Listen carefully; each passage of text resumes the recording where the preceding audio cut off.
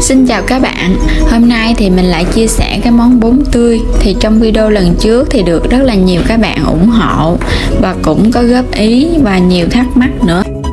Thì đầu tiên mình chuẩn bị 100g bột gạo. Bột gạo thì mình dùng cái loại mịn ha các bạn, cái loại bột mịn là được, bột gạo là hiệu nào cũng được hết. Và 100g bột gạo và 100g bột bắp, mình sẽ dùng hai loại này. Rồi mình dùng thêm 1 muỗng cà phê muối, 2 muỗng canh dầu ăn và 1 miếng chanh, thì khoảng chừng nửa trái chanh. Cho hết 100g bột gạo vô.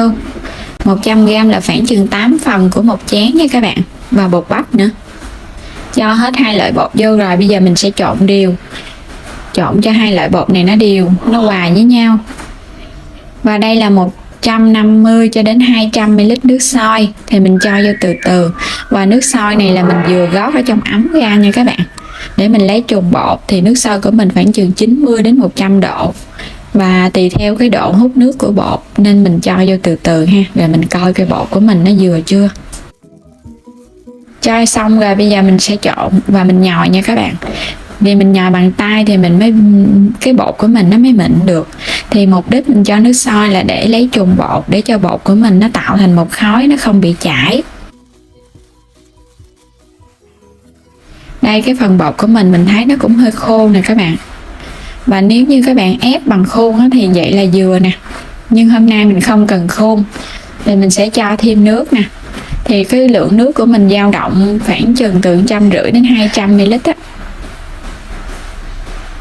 Và mình tiếp tục mình nhồi nữa. Nhồi đến khi nào mà mình thấy cái độ vừa là được á. Bây giờ mình sẽ cho 1 muỗng canh dầu ăn vô bột nè.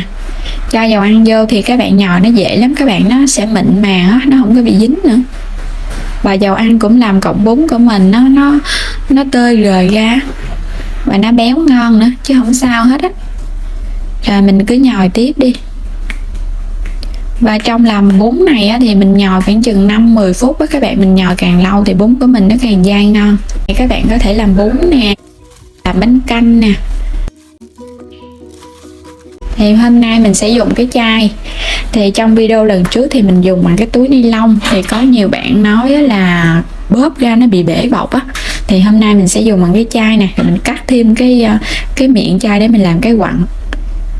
Đây vậy nè các bạn.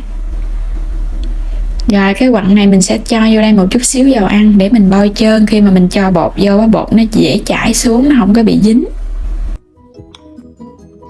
Rồi bây giờ múc bột cho vô từ từ. Và bột của mình sẽ có cái độ mềm mịn nha các bạn, không bị cứng nha. Và mình làm xong thì bột nó sẽ còn hơi ấm ấm tay. Rồi xong hết được một chai này các bạn. Nếu như mình ăn nhiều thì mình nhân công thức lên ha. Và bột thì mình cho vô từng chai hết, để nó không bị khô. Rồi mình trút ngược xuống. Rồi sẵn sàng một chút nữa mình đi làm bún ha. Và kế bên là mình chuẩn bị một thau nước, để chút nữa mình trụng bún xong rồi mình cho ra. Bắt nước sôi sẵn thì mình cho vô đây 1 muỗng cà phê muối hồi nãy mình chuẩn bị đó. 1 miếng chanh. Chanh có tác dụng khử mùi bột đóng gói và giúp bún của mình nó trắng hơn. Dầu ăn sẽ cho vô để cọng bún của mình nó không bị dính vào nhau. Rồi bắt đầu nước mình sẽ hạ lửa lại, các bạn không để sôi quá, sôi vừa vừa thôi. Rồi mình bóp ra mình xay tròn để cọng bún nó không bị đứt ha. Mình cho ra nè các bạn, nhớ xay tròn, xay từ từ vậy nè, thì cọng bún của mình nó nguyên vẹn, nó không bị đứt. Rồi cọng bún nó nhanh chín lắm các bạn. Mình làm sơ qua là mình vớt lên liền, nó nổi lên là nó chín rồi, đừng có ngâm lâu quá, bún của mình sẽ bị mềm. Thả vô trong cái thau nước hồi nãy mình chuẩn bị nè. Và mình rửa sơ qua. Mình khuấy nè, khuấy sơ rồi các bạn sẽ vớt lên liền ha. Mình không ngâm trong nước. Thì ngâm trong nước nó cũng làm cọng bún mình nó bị mềm nhão nữa. Cho qua cái gỗ liền. Và mình banh nó ra cho nó ráo nước nè. Vớt hết luôn, các bạn cho vô cái gỗ hết. Rồi mình sẽ thả cái thau nước thứ hai ha. Mình rửa ít nhất khoảng từng 2 đến 3 nước á. Khi mà mình làm bún xong hết trơn rồi, các bạn cho vô mình rửa nước sạch lại thêm một lần nữa, để để cho loại bỏ cái chất bột và giúp cọng bún của mình để được lâu.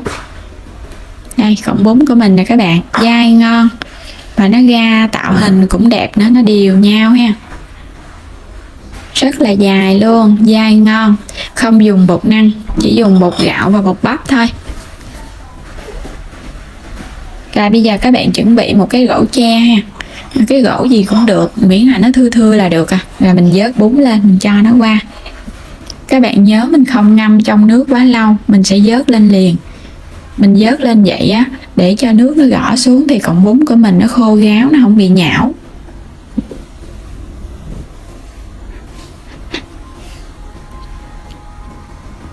Rồi mình vớt lên hết rồi nè các bạn. Bây giờ cọng bún này các bạn sẽ để đây khoảng chừng 3-4 tiếng, hoặc là mình làm buổi tối rồi mình để tới sáng hôm sau á là nó khô ráo liền. Bún á, thì mình làm hồi sáng á các bạn, mình để tới bây giờ là gần buổi chiều luôn rồi nè, thì cọng bún của mình nó khô rất là ngon.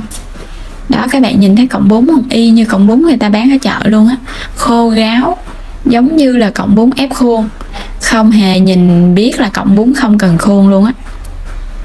Nó khô ráo nè và nó tơi rời, và cái cọng bún nó trắng nữa, nhìn rất là ngon luôn nè.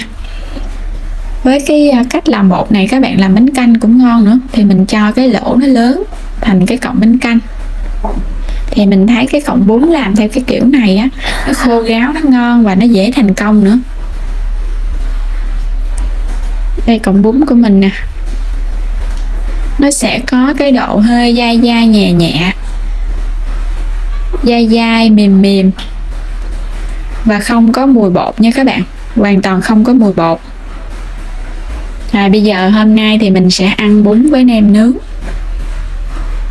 Đây, bún cực kỳ ngon luôn á, 200g bột mà mình làm ra nhiêu nè các bạn. Nếu mà mình ăn một tô vậy thì chắc khoảng 3 tô bún á. Còn nếu các bạn mà làm nhiều hơn á là nhân công thức cái liều lượng của mình lên. Và đây là nem nướng. Thì nem nướng ăn với bún hết sảy rồi. Trong video lần trước mình cũng có làm nem nướng, nếu các bạn muốn xem thì có thể bấm vào nem nướng Alo Chào Vinh là sẽ ra, hoặc là mình sẽ để đường link ở phần mô tả cho các bạn xem. Cho rau cải lên đây, dưa leo, một ít đồ chua, và cuối cùng là nem nướng. Nem của mình có màu đẹp tự nhiên, dai giòn, mình chỉ dùng thịt thôi á các bạn. Chan thêm nước tương nữa, nước tương Cẩm Tương á, mình ăn nó ngon hơn là nước mắm. Rồi bây giờ xin mời các bạn cùng thưởng thức một tô bún nem nướng với mình nha. Nem thì dai dai, gia vị ốp rất là vừa miệng, nướng lên nó sẽ có màu đẹp tự nhiên. Ngon quá trời luôn. Giờ mình sẽ ăn cọng bún nè, cọng bún khô ráo, ngon quá trời ngon. Vào cái bún này á, các bạn sẽ để mình làm hôm nay ha, mình ăn được tới qua ngày hôm sau luôn. Mình sẽ ăn được trong 2 ngày á, 1 ngày làm và 1 ngày bảo quản, không để tủ lạnh nha các bạn. Để ngoài đi, mình để tủ lạnh mình luộc lại á, nó bị mục không ngon. Và qua video này nếu có thích kênh của mình thì vui lòng đăng ký kênh ủng hộ mình nha. Xin chào, hẹn gặp lại các bạn ở video tiếp theo.